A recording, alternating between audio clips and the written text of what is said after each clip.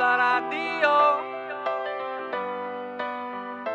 Oh, la radio. Muy buenas, bienvenido o bienvenida a esta nueva sección del podcast. Como veis, se trata de una sección donde empezaré a hacer entrevistas a gente relacionadas con todo el mundo del fitness, salud, etc. Y hoy tenemos el placer de contar con Ángel para estrenar esta nueva sección y la verdad que todo un placer. En la entrevista tocamos puntos bastante interesantes a la hora de perder grasa y creo que a muchos y a muchas os pueden servir de gran ayuda. Y para quien esté escuchando esta entrevista de YouTube, deciros que en la descripción del vídeo os dejo el enlace directo a mi canal de iVoox, donde también está subida y donde podéis descargarla y poder escucharla mientras que vais a cualquier sitio andando o mientras que estéis haciendo cualquier otra cosa. Y es una forma mucho más cómoda de escuchar entrevistas, sobre todo cuando ya son bastante largas.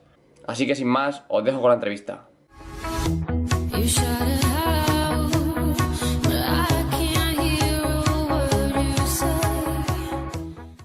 ¿Qué tal, Ángel? ¿Qué tal todo? ¿Cómo vamos? Muy buenas, Samuel. ¿Cómo estamos? Por aquí todo bien. ¿Y por allí qué tal? ¿Mucho calor? Sí, demasiado, demasiado. Así que nada, aguantando como se puede. Haberme avisado que lo ibas a hacer sin camiseta me la he quitado yo también. Porque claro, sí. todo sea por las visitas. Bueno, antes de empezar un poco a entrar en materia, cuéntanos un poco quién eres, a qué te dedicas, sobre todo para quien no te conozca. Perfecto. Pues ahora mismo me dedico al entrenamiento personal online, a nivel online. He tenido a veces clientes también presenciales, pero entre que en Madrid, bueno, en España en general, no puedes ejercer en la mayoría de gimnasios porque entienden que estás haciendo un negocio interno, hay tarifas, hay malos rollos y demás, pues desde muy pronto me dediqué principalmente al entrenamiento online. Tengo decenas y decenas de personas y aparte de ser un apasionado de la materia, un apasionado en cuanto a entrenamiento, a nivel teórico, a nivel práctico, a nivel experimental, además el tener tanto contacto con tantísimos clientes me ha ayudado mucho al final encontrar qué errores comete la gente de forma muy común. Al final siempre se repite una especie de baremo, si mucha gente comete los mismos errores siempre. Entonces yo creo que tener contacto, cuando tú eres una persona, te dedicas a esto, siempre yo digo que vives en tu mundo, en un mundo más de perfección. Somos apasionados, comemos perfecto, intentamos seguir todo perfecto. Pero cuando te metes en el mundo de entrenamiento personal te das cuenta que la gente muchas veces no puede seguir este tipo de estrategias. No puede seguir siempre una rutina perfecta, una dieta perfecta. La vida entra en juego. Y muchas veces tengo padres de familia, tengo personas que viajan a diario. Entonces, la clave de esto, lo que más me ha ayudado en cuanto a tener un número de clientes mayor y demás, es sobre todo aprender qué hace la gente y sobre todo poder ayudar a la gente normal, a personas normales. Si tengo un culturista es muy sencillo sacar de un culturista un buen resultado, pero de una persona normal es más complicado y tienes que tener ciertas estrategias que al final considero que es lo que marca la diferencia. Pues sí, efectivamente. Luego al final también es un tema de los que hablaremos, el tema de, sobre todo de la adherencia, aquí juega un papel muy muy importante. Y bueno, entrando en materia, ya que vamos hoy sobre todo a centrarnos en las etapas de definición, en muchos de esos temas, vamos a profundizar un poquito más y sobre todo vamos a empezar, cuéntanos un poco cuáles crees tú que son los puntos clave a la hora de hacer una buena definición. Vale, bien, si bien la pregunta considero que es un poco general, de decir una buena definición, ya que comentaba la adherencia, considero que es seguramente el número uno. No hay una definición perfecta, para mí por ejemplo puede ser hacer solo 2 comidas al día, ya que puedo hacer raciones muy grandes y tengo la sensación de que no estoy en definición, puedo hacer platos elaborados, pero en cambio conozco otras personas a las que si le pones 2 comidas al día solo, lo pasan muy mal, tienen ya ciertos hábitos, el levantarse y no desayunar se pasan todo el día como zombies. Entonces considero que no hay un plan imperfecto, tampoco en el caso de una definición, no hay una dieta de definición perfecta, ni una rutina perfecta. Lo mejor es al final lo que vas a poder seguir en el tiempo. Luego evidentemente cualquier definición va a ser difícil, hay ciertos sacrificios, hay ciertas cosas, ciertos momentos, incluso lo que lo pasan mal. Al fin y al cabo el déficit crea en tu cuerpo una sensación de hambre, y la sensación de hambre no es sencilla de llevar. Pero teniendo en cuenta eso, hay que llevar siempre el planning que puedas seguir dentro de los planning que sean eficientes. Tampoco queremos que pierdas el tiempo, pero al final tiene que adaptarse el planning a ti y considero que esa es la clave de la definición. Mucha gente se mete en estrategias extremas, en la dieta de la alcachofa, en la dieta no sé qué. Si entras en una dieta con periodo ya de finalización, con periodo de caducidad, es imposible que al final saques unos buenos resultados a largo plazo. Luego vienen los efectos rebote y todo este tipo de cuestiones que tanto se dan. Sí, la verdad que sí. Yo creo que a la hora de hacer una dieta, muchas veces la gente, las personas ya están pensando en cuándo va a terminar esa dieta. Ya están poniéndole fecha límite y van a decir, en 3 meses quiero terminar la dieta. Y luego, después de esos 3 meses, lo único que quieren es volver a los hábitos que llevan y se piensan que de esa forma van a poder mantener ese porcentaje de grasa que han conseguido y luego ven que no es así. Ahí es una de las culpas al final del efecto rebote.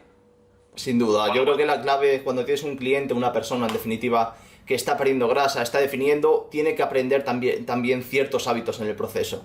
No vale con que solo siga esta dieta como si fuera... Hay gente a la que le va bien seguir dietas como si fuera ovejitas, ¿no? Que solo ven así, hacia adelante y tienen que seguir esa dieta, pero considero que es una parte muy importante, si esa persona quiere mantenerlo durante 5, 10, 20 años, que aprendan en el proceso. Que aprendan a comer, que aprendan las mejores opciones y que aprendan también que puede existir cierta flexibilidad, pero hasta cierto punto. Si aprenden, puede ser que lo mantenga a largo plazo. Si no, puede sacar un buen resultado en 3 meses y luego ¿qué?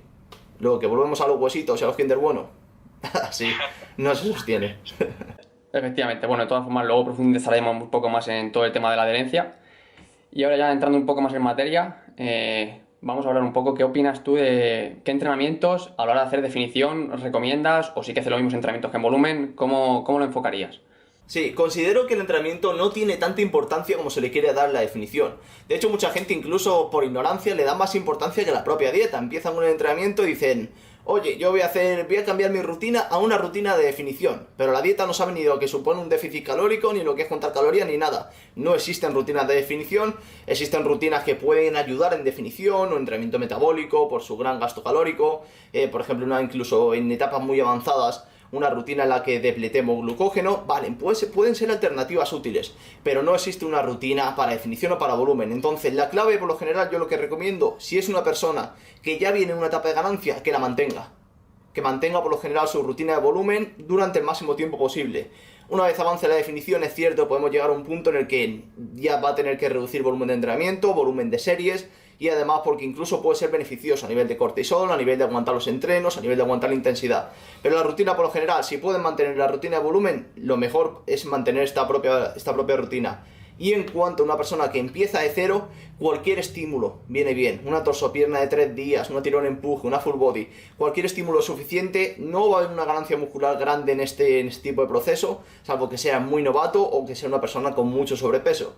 Entonces tampoco debería preocuparse demasiado solo por dar ese estímulo, por tener una rutina, al fin y al cabo, adecuada a su nivel y poco más. La clave de la definición en ningún caso va a estar en la rutina. Efectivamente, y luego aquí quitamos un poco el mito de que la gente se piensa que en definición hay que hacer de 20 repeticiones para arriba. Y luego también el caso que has visto de los principiantes, pues incluso un principiante, aunque empiece con una pérdida de grasa, puede mejorar sus marcas incluso en esa etapa de definición, por supuesto. Entonces al final aquí un poco se ve que todo esto es un poco de tema de mitos, como siempre. De hecho, me parece curioso cómo todavía está muy extendido. O sea, tú preguntas en un gimnasio a gente, incluso gente fuerte, gente avanzada, que puede llevar mucho tiempo, y todavía siguen pensando que la clave de la definición es que hagan 20 repeticiones y cambiar su rutina y meter cardio. Evidentemente el meter cardio les está ayudando, pueden llegar al objetivo al final, no saben ni cómo están llegando, pero eso no significa que estén llegando por el camino más eficiente, y es el error que nos solemos encontrar.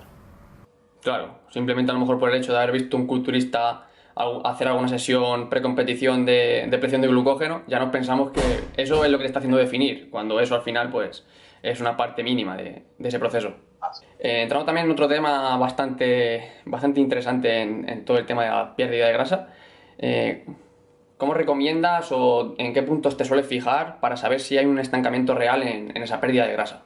Bien, esto es algo que se da mucho simplemente por el género humano, que tenemos impaciencia para todo, lo queremos todo rápido.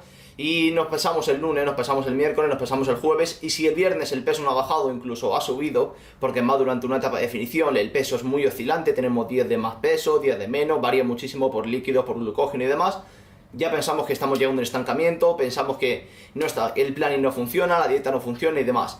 Entonces considero que es muy importante encontrar cuándo realmente se ha producido ese estancamiento y no centrarse solo en estar siempre pensando en que el peso baje. Lo mejor es centrarnos en pesajes, si pueden ser todos diarios, en ayunas, después de haber ido al baño, y luego sacar una media semanal. Esa es la mejor forma de conseguir un pesaje válido.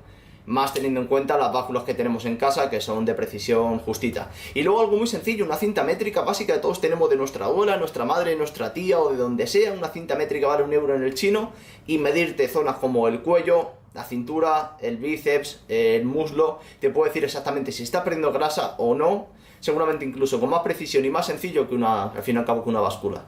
Sí, yo de hecho soy mucho más partidario de tomar las medidas corporales antes que estar fijándonos mucho en el peso. Porque como bien dices, aparte de que la báscula que tenemos no son muy exactas, simplemente por una pequeña retención de líquidos ya va a salir el peso totalmente descontrolado y nos vamos a pensar que hay un estancamiento y demás. Así es, así es. Y es un problema serio porque la gente se frustra, entra en las prisas, baja más calorías, añade más cardio y al final crea un entorno insostenible y luego llegan los problemas, claro.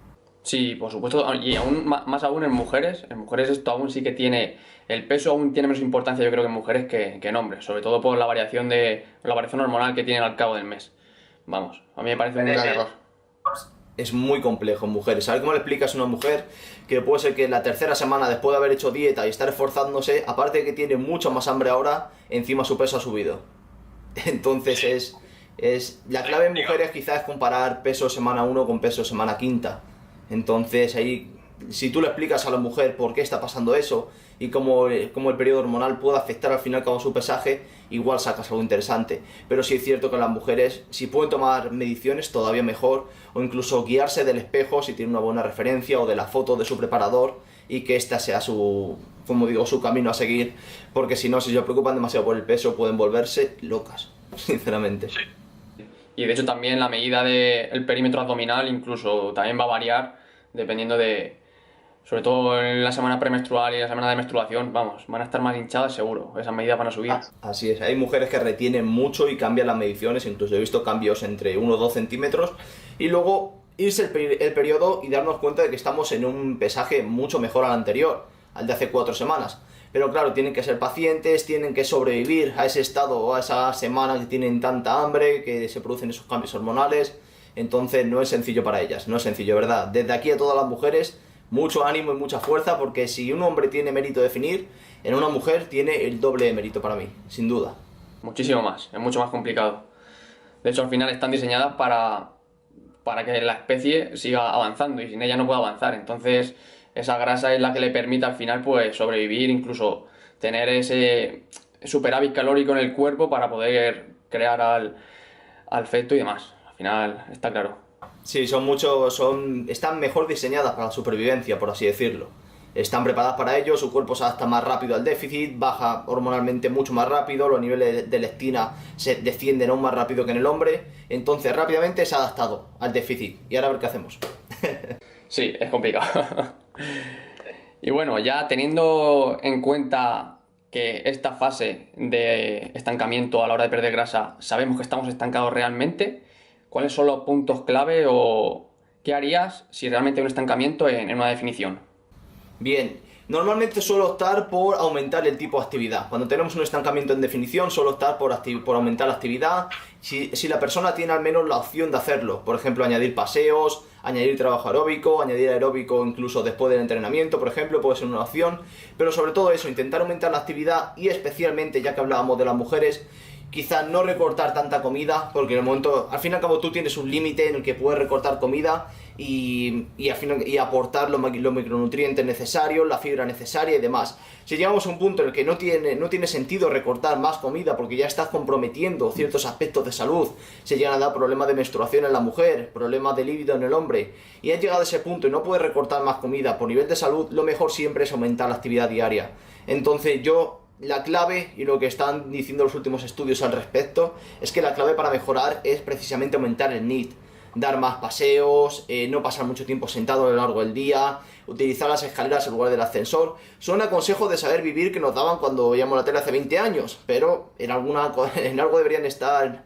Tenían razón en ese aspecto, y si bien no es, para muchas personas es muy difícil, tengo por ejemplo clientes que trabajan 10 horas en una oficina sentados y poco pueden hacer, en ese caso utilizar alternativas de ciclado de carbohidratos para conseguir un día un déficit mucho más acusado, un déficit que sin duda no podríamos mantener el resto de la semana, pero sí que de forma puntual va a ayudar a conseguir ese déficit, ese gasto, ese aporte calórico tan bajo en una persona, pero no sostenido en el tiempo como para producir al fin y al cabo efectos negativos.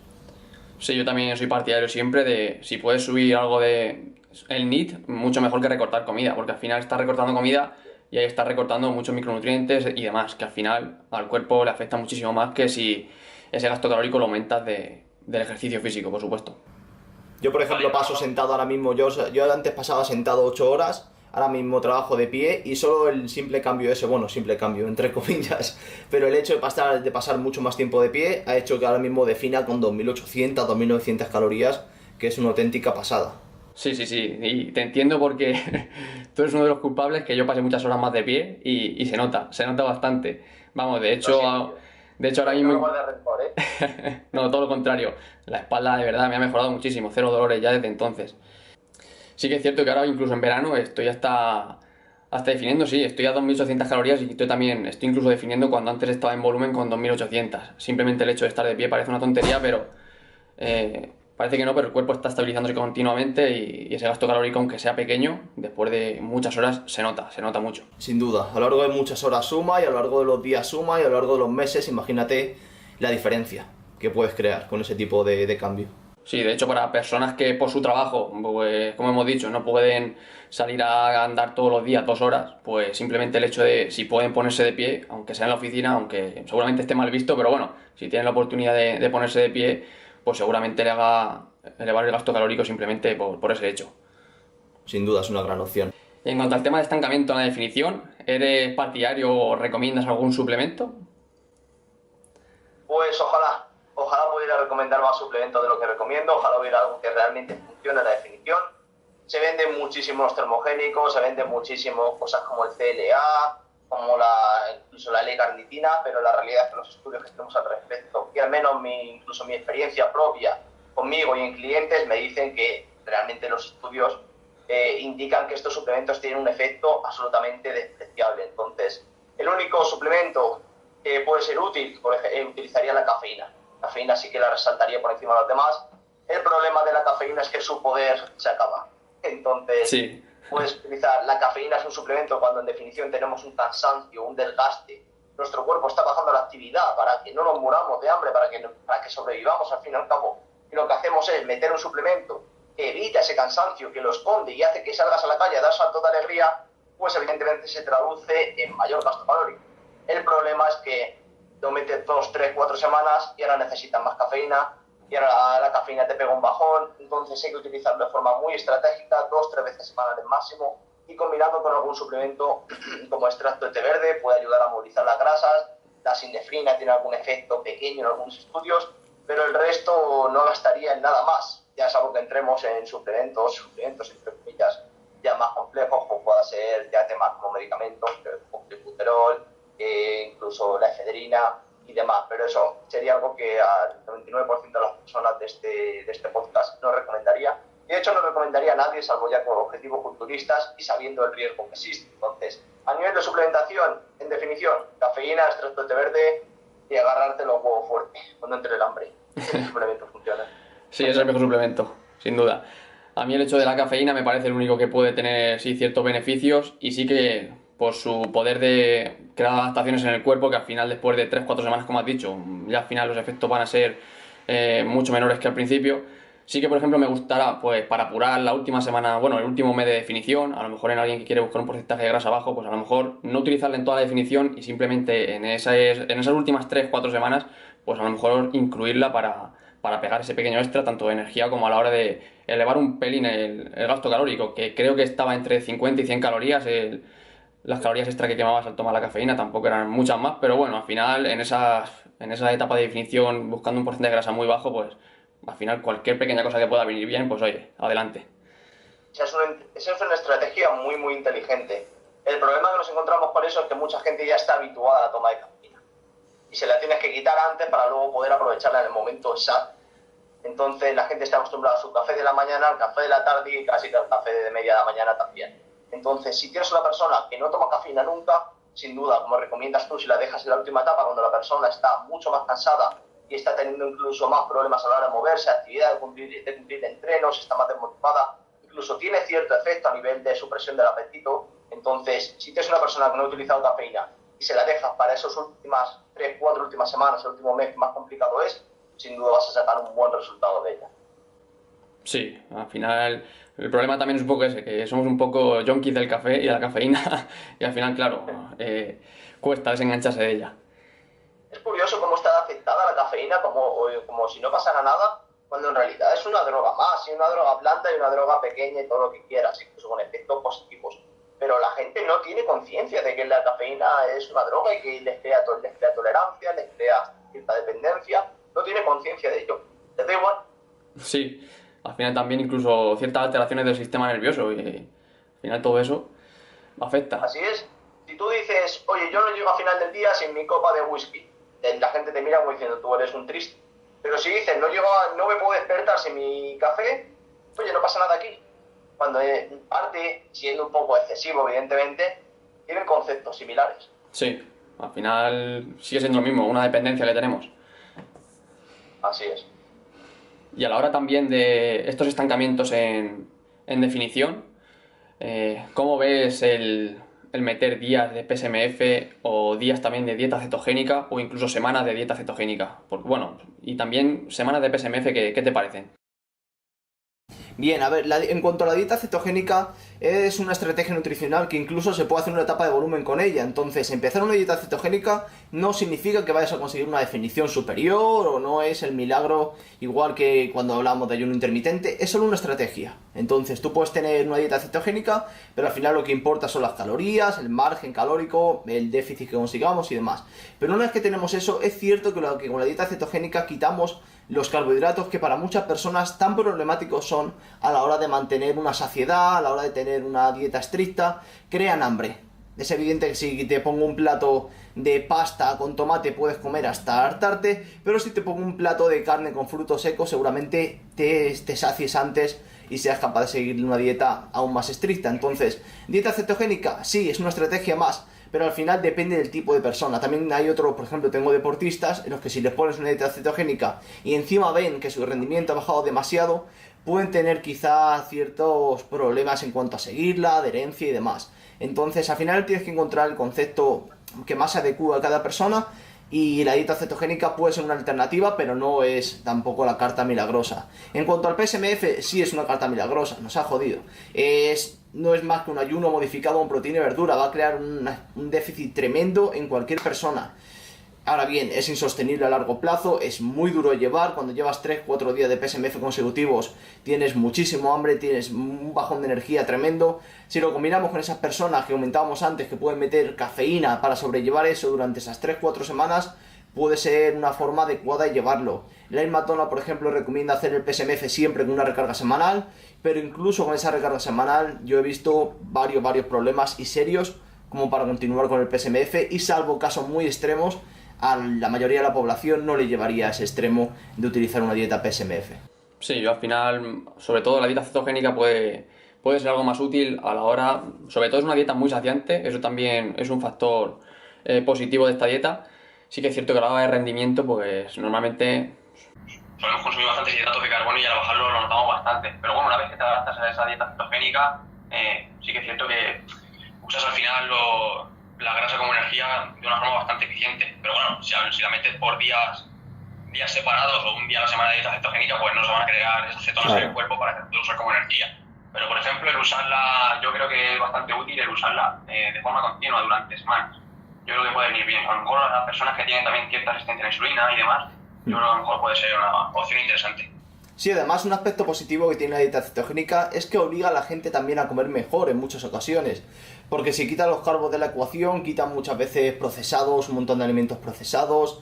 Entonces, en ese aspecto puede ser útil en la definición, pero además puede ser útil a nivel de salud, a nivel de regular a una persona lo que está comiendo en la dieta y lo que debería comer y lo que no debería.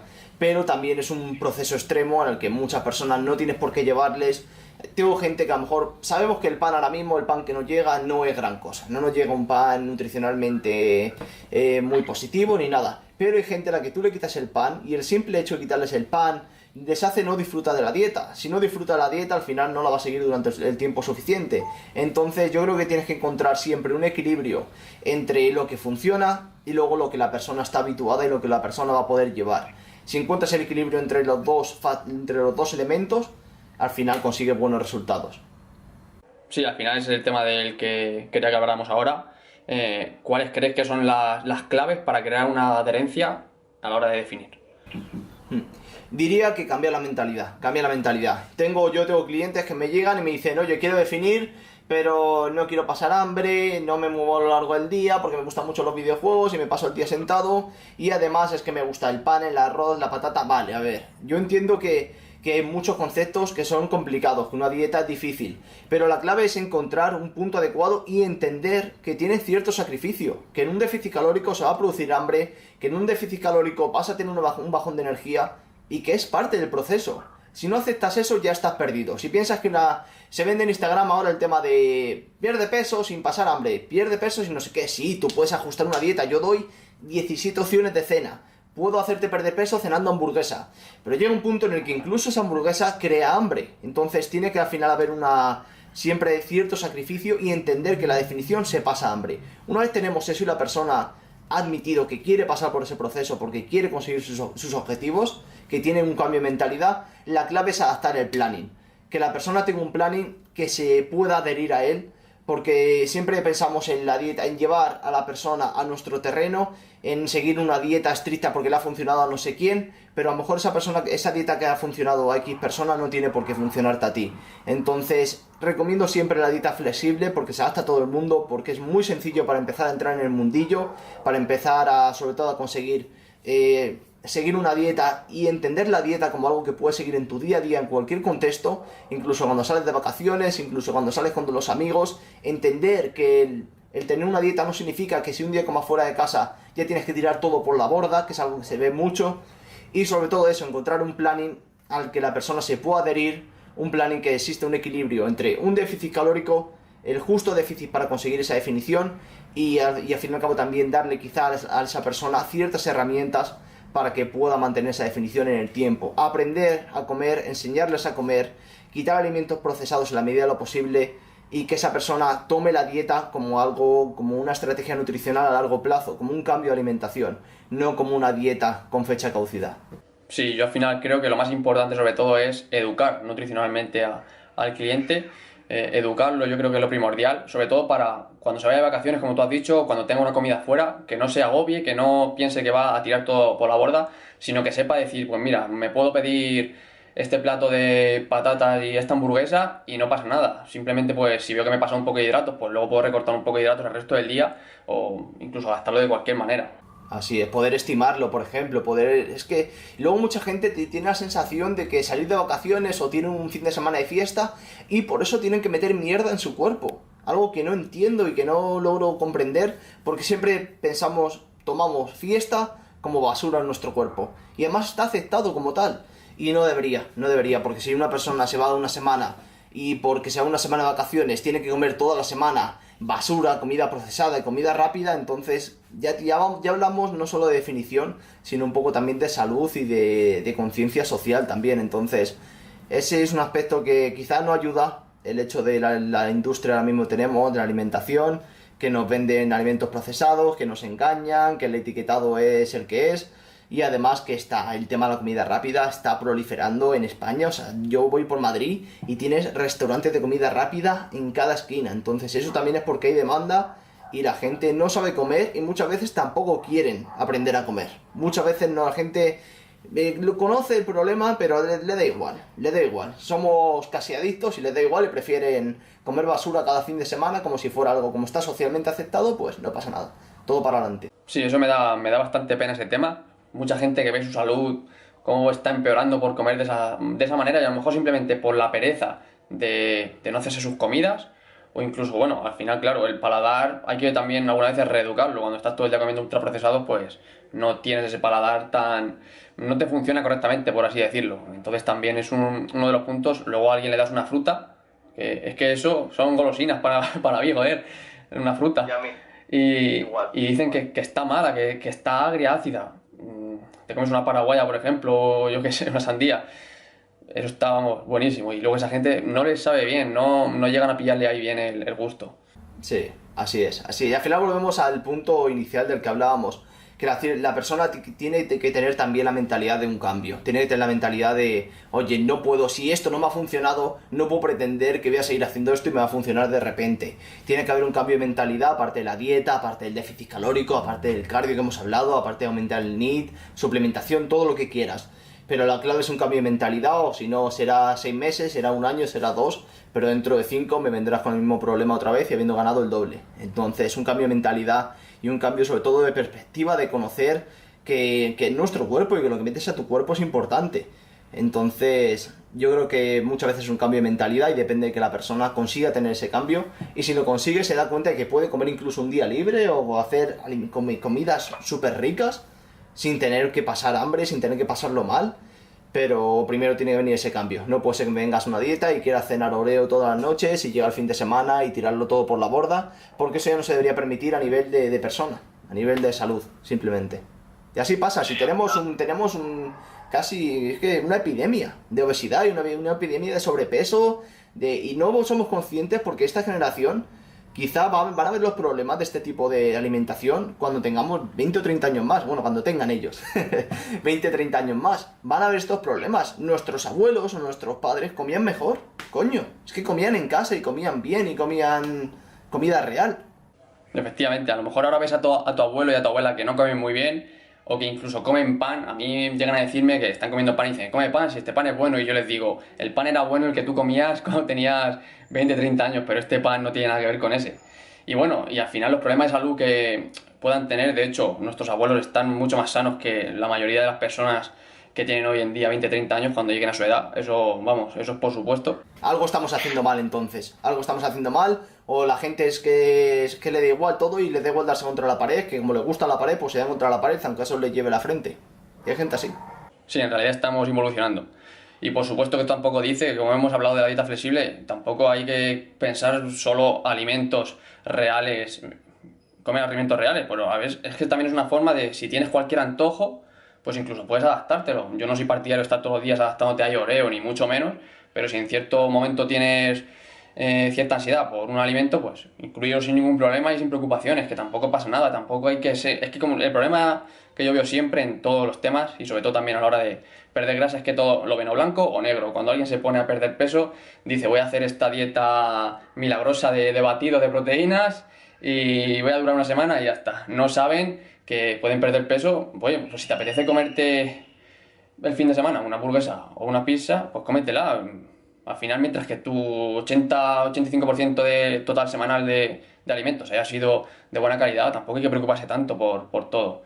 Ese es el problema. Aquí hay gente que come muy sano, luego hay gente que come todo hecho un desastre. Al final es que ese es el problema que tenemos. Son personas de extremos, de que a lo mejor pasan de una alimentación horrible a decir me voy a poner serio con esto y no sé qué, y pasan de eso a arroz con pollo y merluza cada 3 horas.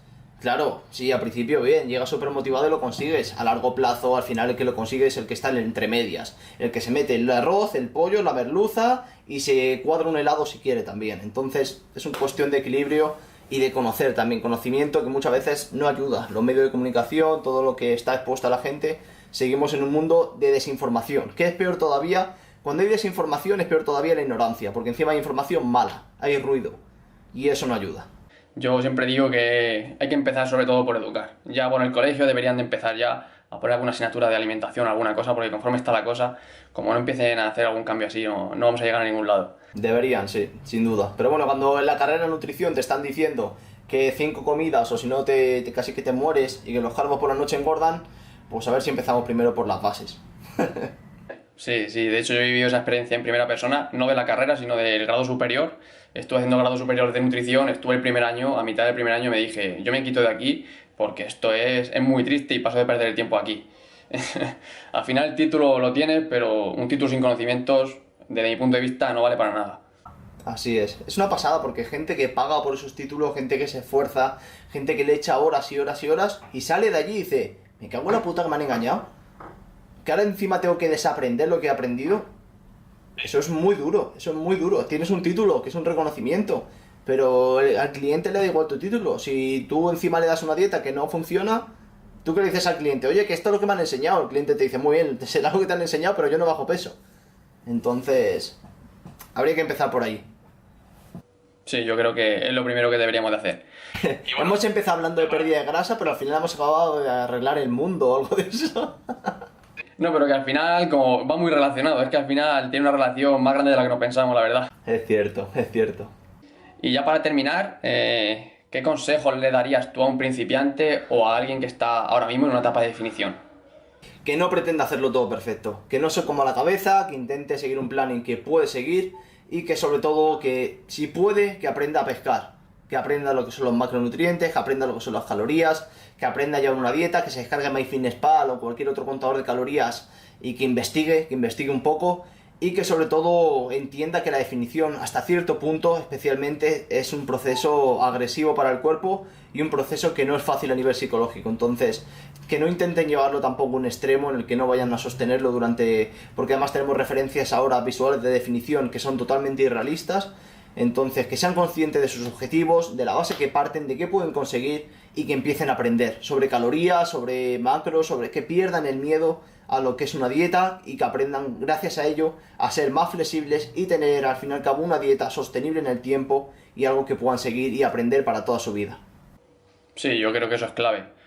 Yo siempre digo, cuando alguien es principiante, bueno, entiendo que no todos se pueden permitir llevar un entrenador o un nutricionista, pero siempre les digo, o infórmate un poco y de buena calidad, ¿vale? Infórmate para empezar a hacer las cosas bien hechas, o si no, pues intenta coger un profesional que esté actualizado, que sepa lo que hace y que por lo menos te sepa guiar al principio y bueno, pues incluso pégate con él 5 o 6 meses, tampoco hace falta pegarse con él 5 años y aprovecha para preguntarle las dudas que te haga falta y sobre todo que te sepa enfocar, porque muchas veces también el problema es que la gente empieza un poco a ciegas y al final pues se acaban frustrando, acaban haciendo barbaridades, incluso, vamos, acá, o se estancan o incluso pierden masa muscular a punta pala y buscan simplemente que baje la báscula, como hemos dicho al principio. Así es. Una persona que te guía al principio cuando tan perdido estás puede ser una ayuda tremenda. Sí, y ojo, no es por darnos publicidad ni mucho menos, ¿eh? No, si yo tengo las plazas cerradas, o sea que publicidad la justa. Pero es algo que yo creo que es clave. Y bueno, ahora mismo la información que hay, sobre todo por las redes sociales, por todos lados, la información de hace 3 años, yo me acuerdo de hace 4 o 5 años, un poco cuando empecé a informarme de todo esto, te pones a buscar por ahí, había 4 canales en YouTube, 4 páginas por ahí, que la verdad que ahora te das cuenta que daban una información un poco dudosa y al final, claro, ahí estabas un poco más dando palos de ciego, pero hoy en día, con la información que hay, el que no aprende ya la verdad es que es porque no quiere. Pues sí, tenemos suerte sin duda de tener todo este tipo de información y las fuentes tan buenas que hay. También hay otras malas, pero bueno, tienes que aprender a filtrar, que es ahí donde entra el tema del entrenador al principio y te diga, oye, esto está bien, esto está mal, y luego por ti mismo seas capaz de filtrar. Sí, efectivamente. Bueno, Ángel, y ya por último, para quien no te conozca, ¿por dónde te pueden encontrar? ¿Por qué redes sociales te suelen mover más? Pues sobre todo podéis encontrarme en YouTube, que es donde más activo estoy. Tengo un canal que se dedica al rendimiento, al fitness en general, consejos, donde también lo combino con blogs sobre mi día a día. Y además también destacaría Instagram, donde también estoy muy activo allí, aportando contenido y sobre todo eso, intentando aportar a la gente cosas válidas para que mejoren en su día a día. Tanto en YouTube como en Instagram, me llamo Ángel7Real, así que por allí me pueden encontrar. Bueno, pues con esto vamos a terminar la charla de hoy.